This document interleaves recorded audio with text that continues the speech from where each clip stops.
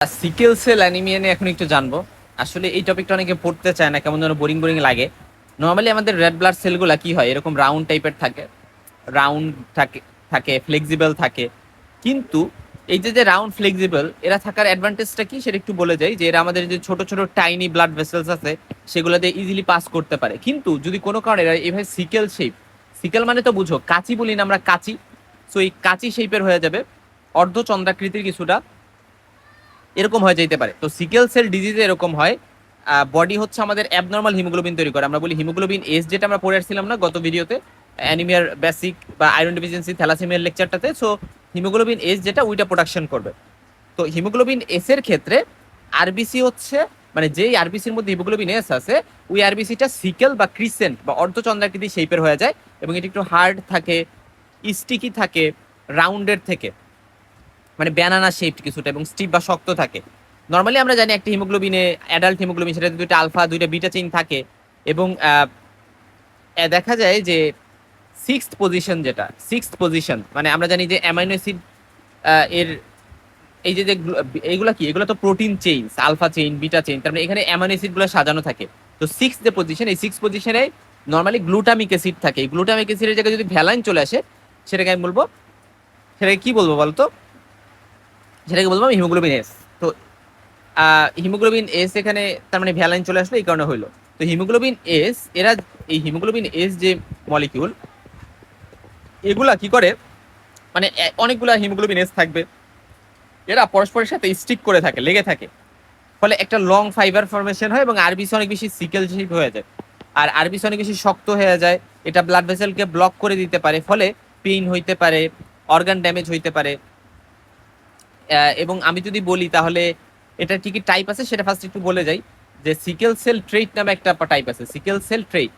এটা মানে হলো একটা normal, one normal plus one abnormal, এই মানে দুই ধরনের জিনই থাকে। সো অ্যাবনর্মাল নর্মাল, ইউজুয়ালি এই পার্সনগুলো হেলদি থাকে এবং মাইল্ড বা অল্প কিছু সিমটম থাকতে পারে। কি সিমটম থাকে সেটা আমরা বলবো। আর সিকেল সেল ডিজিজ, যেটা সিকেল সেল ডিজিজ, এটা মানে হচ্ছে যে বোথ জিন্স অ্যাবনর্মাল, এবং এটা সিভিয়ার ডিজিজ। এটাতে দেখা যায় যে হিমোগ্লোবিন এস 90%-এর থেকে বেশি হিমোগ্লোবিন এসই থাকে। আর ক্লিনিক্যাল ফিচার কি হবে, অনেক বেশি হেমোলাইটিক অ্যানিমিয়া থাকবে এই পার্সনগুলোর, কারণ সিকেল যে আরবিসি গুলো থাকে এগুলো অনেক দ্রুত ব্রেক হয়ে যায়। নর্মাল আরবিসির লাইফ স্প্যান 120 দিন, বাট এগুলো 10 থেকে 20 দিন করে বাঁচে, ফলে কন্টিনিউয়াস ডিস্ট্রাকশন হয়, অ্যানিমিয়া হবে। এবং সিকেল সেল ক্রাইসিস নামে একটা টার্ম আছে, যেমন হচ্ছে ভেসো অক্লুসিভ ক্রাইসিস হইতে পারে। যেহেতু এই সিকেল সেলগুলো অনেক বেশি রিজিড থাকে, শক্ত থাকে, এগুলো ব্লাড ভেসেলকে অক্লুড করে দিয়ে ভেরি সিভিয়ার পেইন করতে পারে। যেমন ধরো বোনসে, লিমসে, জয়েন্টসে, চেস্টে, অ্যাবডোমেন, এই জায়গায় পেইন হইতে পারে। অ্যাপ্লাস্টিক ক্রাইসিস হইতে পারে। এটা মানে হচ্ছে যে bone marrow suddenly RBC production of করে দিবে। স্পেশালি যাদের পার্ভো ভাইরাস বি নাইনটিন এটা দ্বারা ইনফেকশন হয়, তাদের ক্ষেত্রে সিভিয়ার এনিমিয়া এরকম কুইকলি ডেভেলপ করতে পারে, এটাকে অ্যাপ্লাস্টিক ক্রাইসিস বলা হয়। এবং হেমোলাইটিক ক্রাইসিস, অর্থাৎ সাডেন আরবিসি ডিস্ট্রাকশন বেড়ে যায়।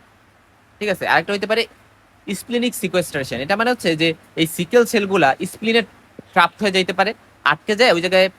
যখন আটকে যাবে ফলে ব্লাডগুলো এখানে কালেক্ট হয়ে থাকবে, স্প্লিন অনেক বেশি বড় হয়ে যাবে এবং হিমোগ্লোবিন অনেক দ্রুত কমে যাবে। এটা লাইফ থ্রেটেনিং হইতে পারে, এটাকে স্প্লিনিক সিকোয়েস্ট্রেশন বলা হয়। হ্যান্ডফুট সিনড্রোম নামে একটা টার্ম আছে, অর্থাৎ স্মল যে ভেসেলগুলা, যেটা ধরো হ্যান্ডের, ফিটের, হাতে, পায়ের, এগুলো যদি ব্লক হয়ে যায় ফলে পেইন হবে, সোয়েলিং হবে। স্প্লিনোমেগালি হইতে পারে ইনিশিয়ালি, এটা যেহেতু সিকেল সেলগুলোকে ট্র্যাপ করে এই জন্য বড় হইতে পারে, বাট পরবর্তীতে রিপিটেড ইনফেকশনের কারণে এটা ডিস্ট্রয় হয়ে যাবে, এবং ফাইনালি স্প্লিনোমেগালিটা থেকে পরবর্তীতে আবার স্মল স্প্লিন হয়ে যাইতে পারে। এটাকে আমরা, এবং এই যে যে স্মল স্প্লিন হয়ে গেল একটা বড় স্প্লিন থেকে, এটাকে বলা হয় অটো স্প্লিনেক্টমি। তার মানে অটো স্প্লিনেক্টমি, এই টার্মটা মানে বুঝছো, মানে এই আমাদের এই সিকেল সেল ডিজিজের কন্ডিশনটাতে ফার্স্ট স্প্লিন বড় থাকে, পরবর্তীতে অটো। কেন? কারণ এখানে রিপিটেড ইনফেকশন হয়। ইনফেকশন মানে কি, সার্কুলেশন কমে যায় এবং আলটিমেটলি এই ইনলার্জমেন্টটা কমে যায়। এবং এই ড্যামেজ স্প্লিন, এটা কিন্তু ব্যাকটেরিয়াকে ইফেক্টিভলি রিমুভ করতে পারবে না, কারণ এটা আমরা জানি ইমিউনিটিতে রোল প্লে করে। লিম্ফয়েড একটা অর্গান, এবং আলটিমেটলি পেশেন্ট অনেক বেশি ইনফেকশনের, স্পেশালি ইনক্যাপসুলেটেড যে সকল অর্গানিজম আছে, যেমন ধরো ম্যানিঙ্গোকক্কাই, নিমোকক্কাই, হিমোফাইলাস ইনফ্লুয়েঞ্জা টাইপ, এগুলো দ্বারা ইনফেকশন হতে পারে, এগুলোকে বলা হয় ইনক্যাপসুলেটেড অর্গানিজম। তা বাদে যেহেতু ব্লাড সাপ্লাই পোর হয়, কম হয়, কোনিক অ্যানিমিয়া থাকে, এবং আলটিমেটলি কোনো একটা যদি আলসার হয়, ধরো লেগে কোনো একটা আলসার হয়েছে, সেটা প্রপারলি হিল করবে না। এই পার্সনগুলোর পালমোনারি হাইপারটেনশন থাকে, কারণ এরা লাঙের ব্লাড ভেসেলগুলোকে ব্লক করে দিবে। তার মানে ব্লাড ভেসেল ব্লকেজ এটা একটা ইম্পর্টেন্ট ফিচার এই সিকেল সেল ডিজিজের, এবং এরা পালমোনারি আর্টারি প্রেশারকে ইনক্রিজ করে দিবে। তার বাদে এরা হেমোলাইসিস যখন করতে থাকবে বেশি বিলিরুবিন প্রোডাকশন হবে, আর আলটিমেটলি পিগমেন্ট স্টোন ফর্মেশন হতে পারে, গল ব্লাডার স্টোন ফর্মেশন হতে পারে। এবং কিডনির মেডুলাতে আমরা জানি ন্যাচারালি লো অক্সিজেন থাকে, তো সিকেল সেল হইলে সেখানে ব্লাড ফ্লো আরো বেশি ব্লক হবে এবং প্যাপিলার ডাই হয়ে আলটিমেটলি হেমাচুরিয়া হতে পারে। অস্ট্রিওমাইলাইটিস এর করতে পারে, যেহেতু ইনফেকশনের রিস্ক বাড়াবে, বোন ইনফেকশন করতে পারে। কনজাংটিভাল ইকটেরাস অর্থাৎ আমরা জন্ডিস পাইতে পারি এই পার্সনগুলো, যেহেতু বেশি বিলিরুবিন থাকবে কন্টিনিউয়াস হেমোলাইসিসের কারণে। এরা হিয়ারিং লস, ফিঙ্গারে ক্লাবিং, ইভেন প্রিজম অর্থাৎ পেনিস যখন ইরেকশন হয় সেখানে পেইনফুল একটা কন্ডিশন ক্রিয়েট করতে পারে। আমরা ল্যাবরেটরি ফাইন্ডিং যদি বলি, এই পার্সনগুলোর হিমোগ্লোবিন কম থাকবে, এমসিবি নর্মাল, এমসিএইচি সবই নর্মাল থাকবে। সো এখানে একটা নর্মোসাইটিক নর্মোকর্মিক টাইপের অ্যানিমিয়া হবে। এবং পেরিফেরাল ব্লাড ফিল্ম আমরা যদি করি, আমরা সিকেল সেলস, তারপরে টার্গেট সেলস, তারপর হচ্ছে হাওয়েল জলি বডি নামে একটা টার্ম আছে, হাওয়েল জলি বডি এখানে আমরা পাইতে পারি। এবং অ্যানাইসোপয়ক্লোসাইটোসিস, সাইজ শেপে ভ্যারিয়েশন পাইতে পারি সেলগুলার। রেটিকুলোসাইটও বাড়তে পারে কারণ বোন ম্যারো কম্পেনসেট করতে চাই। এবং ডাব্লিউবিসি কাউন্ট দেখলে আমরা নিউট্রোফিলিক লিউকোসাইটোসিস পাইতে পারি, যেহেতু ইনফেকশন থাকে। আর প্লাটিলেটস কাউন্ট নর্মাল থাকে ইউজুয়ালি। বোন ম্যারোতে আমরা হাইপারসেলুলার বোন ম্যারো পাবো, এবং মাইলয়েড ইরেথ্রয়েড রেশিও বাড়বে, মানে কমবে, ডিক্রিজড হবে আয়রন ডেফিসিয়েন্সি বা থ্যালাসেমিয়ার মতো। ইরেথ্রয়েড হাইপারপ্লেসিয়া থাকবে সেম আয়রন ডেফিসিয়েন্সি অ্যানিমিয়া থ্যালাসেমিয়ার মতো। এবং বাকি যে গ্রানুলোপোইসিস বা মেগাকারোপোইসিস অর্থাৎ ডাব্লিউবিসি এবং প্লেটলেটস এগুলো নর্মালি থাকবে। আমরা বায়োকেমিক্যাল ফাইন্ডিংস এর কথা যদি বলি, বিলিরুবিন কিছুটা বাড়তে পারে যেহেতু আরবিসি ডিস্ট্রাকশন হবে। এবং হ্যাপ্টোগ্লোবিন এই জিনিসটা হচ্ছে কমে যায়, কারণ ফ্রি যে হিমোগ্লোবিন থাকে এগুলোর সাথে ইউজুয়ালি এরা বাইন্ড করে হেমোলাইসিসের টাইমে, এই জন্য হ্যাপ্টোগ্লোবিন কমে যায়, যেহেতু এরা অলরেডি কনজিউম হয়ে যাচ্ছে, হিমোগ্লোবিনের সাথে বাইন্ড করে যাচ্ছে। সেরকম কিছু কথা একটু মনে রাখতে পারো। এবং দ্যাটস ইট। আর অসমোটিক ফ্রাজিলিটি নামে একটা টার্ম আছে, এটা কমে যায়। তারপরে sickle test, haemoglobin solubility test, এরকম বেশ কিছু টেস্ট আছে, এটা দেখতে পারে। হিমোগ্লোবিন ইলেকট্রোফোরেসিস করলে আমরা হিমোগ্লোবিন এস পাবো, যেটা অ্যাকচুয়ালি আমার এটাকে কনফার্ম করবে এবং আদার টাইপের ডিজিজ থেকে ডিফারেন্সিয়েট করতে আমাদের হেল্প করবে। তার মানে দেখো সিকেল সেল ট্রেট যেটা, ওইটা মানে একটা অ্যানিমিয়া আনকমন বা নর্মাল একটা বিষয়, ওখানে হিমোগ্লোবিন এস হয়তো বা 60% থাকতে পারে, বাট আমরা যখন বলবো সিকেল সেল ডিজিজ তখন সেটা সিভিয়ার, সেটাতে 90%-এর বেশি হিমোগ্লোবিন এস থাকে, এবং এটা হোমোজাইগাস, এটা অ্যানিমিয়া সবসময় প্রেজেন্ট থাকে। কেন অ্যানিমিয়া হয়? কারণ যেহেতু সিকেল আরবিসি প্রিম্যাচুরলি ডিস্ট্রয় হয়ে যায় আমাদের স্প্লিন বা লিভার দ্বারা, এর জন্য আরবিসি লাইফস্প্যান কমে যায়, শর্টেন হয়ে যায়, এই জন্য হেমোলাইটিক অ্যানিমিয়া হয়, একটা কোনিক হেমোলাইটিক অ্যানিমিয়া। এবং অটোস্প্লিনিকটমি কি জিনিস সেটা আমরা অলরেডি বলছি। আচ্ছা, এখন আসলে যে আমরা আরো কয়েকটা টার্ম এখানে একটু জানতে হবে, সেটা হচ্ছে এই আমরা অলরেডি ক্রাইসিসগুলো নিয়ে বলছি, অটোস্প্লিনিকটমি কিভাবে হয় এটা একটু দেখবা। টার্গেট সেল নিয়ে একটু কথা বলি। দেখো টার্গেট সেল মানে কি, এরকম একটা মাঝে একটা টার্গেট, রাইট? সো একটা টার্গেট হচ্ছে অ্যাবনর্মাল আরবিসি, সহজ কথায়, যেটা একটা বুলস আইয়ের মতো, বা আমরা বলি শুটিং টার্গেট। আমরা কোনো জায়গায় যখন শুট করি আমাদের টার্গেট কি থাকে, মাঝে শুট করা, তো ওই শুটিং টার্গেটের মতো দেখতে। এবং এদের একটা ডার্ক সেন্টার থাকে এখানে হিমোগ্লোবিনের জন্য। এবং এখানে দেখো ডার্ক সেন্টারকে কাভার করে এখানে একটা হোয়াইট রিং আছে, এই রিংটা হচ্ছে ক্লিয়ার জোন, এবং আলটিমেটলি একটা ডার্ক আউটার রিম থাকে, এটাও হিমোগ্লোবিনের জন্য। তারপরে ডার্ক হোয়াইট ডার্ক একটা টার্গেটের মতো। এবং আলটিমেটলি এটা কেন ফরমেশন হয়? চিন্তা করো যে আরবিসি থিনার হয়, স্প্রেড আউট হয়, এবং দেখা যায় যে এটার ডিটেলস আমাদের জানতে হবে না যে কেন টার্গেট সেল ফরমেশন হয়। আর দেখো এই যে এখানে এই কথাগুলো লেখা আছে যে হিমোগ্লোবিনাইজড এরিয়াগুলো ডার্ক দেখায়, আর কোন কোন কন্ডিশনে পাওয়া যায় এটা হচ্ছে এখানে মেইনলি আমাদের লাগবে। যে এখানে হচ্ছে তোমার হিমোগ্লোবিনোপ্যাথিস, যেমন specially haemoglobin C D E, এই সকল ডিজিজগুলোতে, আয়রন ডেফিসিয়েন্সি অ্যানিমিয়াতেও পাওয়া যায়, থ্যালাসেমিয়াতে পাওয়া যায়। স্প্লিনেক্টমি করে ফেলা হয়েছে কারো, স্প্লিন কেটে ফেলা হয়েছে, কোন বিভিন্ন কারণে স্প্লিন কেটে ফেলা লাগতে পারে, যেমন আমরা বলছি থ্যালাসেমিয়ার ক্ষেত্রে ইভেন স্প্লিনেক্টমি লাগতে পারে, বা লিভার ডিজিজ, এই সকল ক্ষেত্রে আমরা এরকম পেরিফেরাল ব্লাড ফিল্ম করলে আমরা হচ্ছে মাইক্রোস্কোপের নিচে এরকম কিছু টার্গেট সেল পাইতে পারি। এবং এটা খুবই আসলে ক্রুশাল। ধরো হিমোগ্লোবিন যদি কমে যায় বা সারফেস মেমব্রেন বেশি এক্সেসিভ হয়ে গেছে, সেটার মতো হইতে পারে। আচ্ছা, তো থিন আরবিসি, তারপরে surface area, thin red blood cell হয়ে যায়, কারণ সেল থিকনেস কমে যায়, এবং আলটিমেটলি সারফেস এরিয়া বাড়ে, মানে সারফেস এরিয়া এবং ভলিউম রেশিও এটা কি করে বাড়ে, এটা সব থেকে ইম্পর্টেন্ট কনসেপ্ট। কারণ সারফেস এরিয়ার ভলিউম হচ্ছে নর্মালি ব্যালেন্স থাকবে, কিন্তু টার্গেট সেলে সারফেস এরিয়া রিলেটিভলি বেড়ে যায়, ইনক্রিজ হয় সেল ভলিউমের থেকে কম্প্যারিজন করতে গেলে। এই কারণে যেটা হয় যে সেল মানে মেমব্রেনটা ফোল্ড করে যায়, এবং একটা ক্যারেক্টারিস্টিক টার্গেট অ্যাপারেন্স মেনলি এরা করে, এটা একটু মনে রাখবা। এবং হাইপোকমিক হয়, এখানে লেস হিমোগ্লোবিন থাকে নর্মালের থেকে, এবং সেলটা একটু পেইল দেখা যায়, সাদাটে দেখা যায়, এবং একটা সেন্ট্রাল স্টেইনিং থাকে, একটা সেল ডার্ক, একটা ডার্ক এরিয়া থাকে, আর একটা ক্লিয়ার জোন এর পাশাপাশি। আর টার্গেট সেল কেন দেখা যায় বা কোন কোন কন্ডিশনে দেখা যায় সেটা আমরা জানি, সেটা অলরেডি বলে আসলাম। এখন আসো যে আমরা সিডারোব্লাস্টিক অ্যানিমিয়া নিয়ে একটু কথা বলবো। সিডারোব্লাস্টিক অ্যানিমিয়া তো নর্মালি কি হয়, যে ধরো আয়রন নর্মালি কিভাবে ইউজ হয়, আয়রন আমরা জানি এরা বোন ম্যারোতে যায়, ওখানে হিম সিনথেসিস হয়, হিমোগ্লোবিন হয় হিম থেকে, পরবর্তীতে আরবিসি হয়। এখন সিডারোব্লাস্টিক অ্যানিমিয়াতে কি হয়, আয়রন অ্যাভেলেবেল, বাট এই আমাদের বোন ম্যারো মানে আয়রন ধরো বোন ম্যারোতে গেছে, কিন্তু বোন ম্যারোতে এরা কাজ করতে পারতেছে না, এরা ইউটিলাইজ হইতে পারতেছে না হিম তৈরি করতে। ফলে আয়রনগুলো অ্যাকুমুলেট করে যায় আমাদের ইরাইথ্রয়েড যে প্রিকরসার সেলগুলো থাকে ওগুলোর মাইটোকন্ড্রিয়ার মধ্যে, হিমে না ইনকর্পোরেটেড হয়ে বা হিমে ইউজ না হয়ে। ঠিক আছে, তো এর ফলে যেটা হয়েছে যে অনেক বেশি ডিজইরাইথ্রোপোয়েসিস হয়, ইরাইথ্রোপোয়েসিস ঠিক করে মানে ইরাইথ্রোপোয়েসিস হইতে পারতেছে না, এবং আয়রনগুলো অ্যাবনর্মালি ইনসাইডে মাইটোকন্ড্রিয়ার ইরাইথ্রয়েড প্রিকরসর সেলগুলোর মধ্যে জমা হচ্ছে।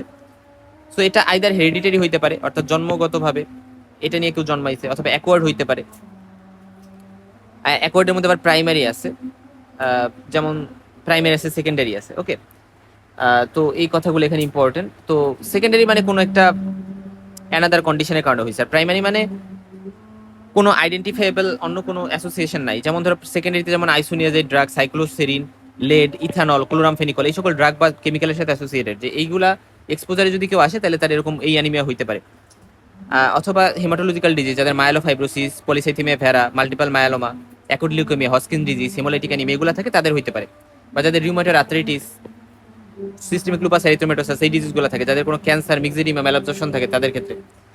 ঠিক আছে, সেখানে আমরা প্রিফার ব্লাড ফিল্ম করলে আমরা মাইক্রোসাইট মানে হাইপোকমিক পাবো, হাইপোকমিক আরবিসি পাবো, এবং আমরা নর্মোকমিক আরবিসিও পাইতে পারি।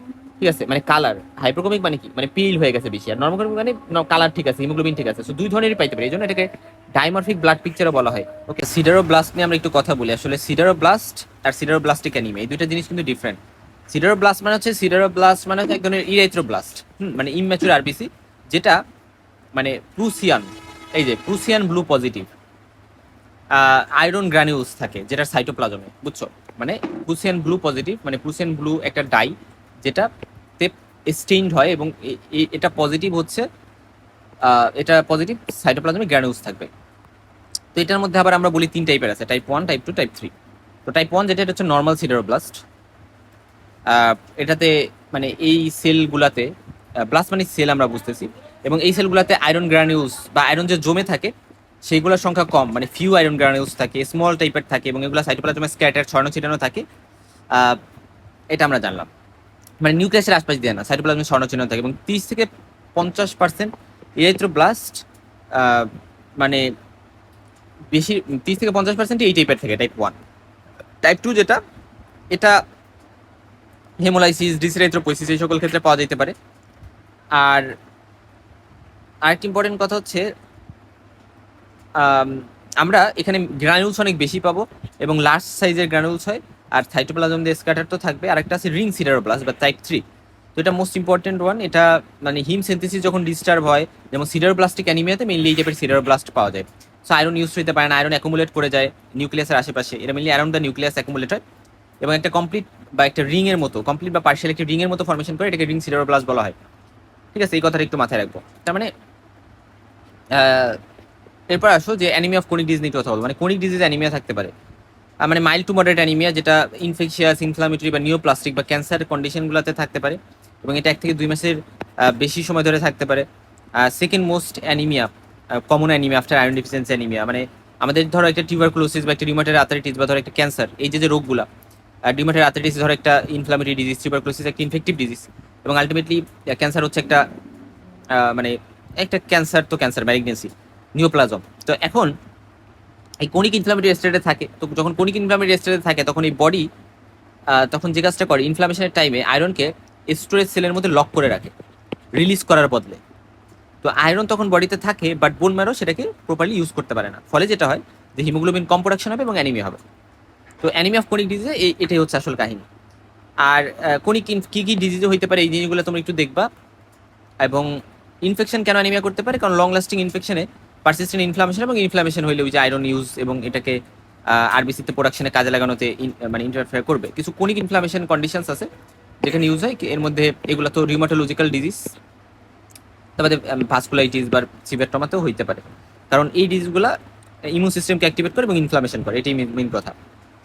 আর ইনফ্লামেশন হলে আয়রন ইউজ হইতে পারবে না। ম্যালিগন্যান্ট ডিজিজের মধ্যে কিছু ক্যান্সার আছে, এটা একটু দেখবা। আর তারপরে দেখা যায় যে কারণ ক্যান্সারও কিন্তু কোনিক ইনফ্লামেশন করে এবং এটাও বোন ম্যারোকে সাপ্রেস করতে পারে।